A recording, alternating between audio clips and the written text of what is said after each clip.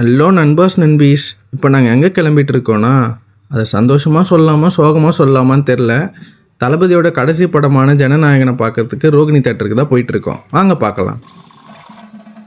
ரோகிணி தேட்டரில் பொதுவாகவே செலப்ரேஷன் தளபதிக்குன்னா வேறு லெவலில் தான் இருக்கும்.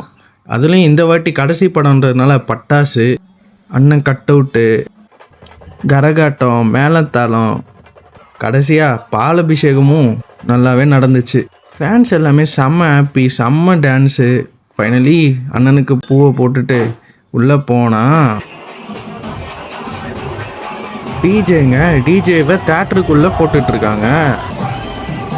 நம்ம சும்மா விடுவோமா? நம்ம ஒரு ஆட்டத்தை போட வேணாம்.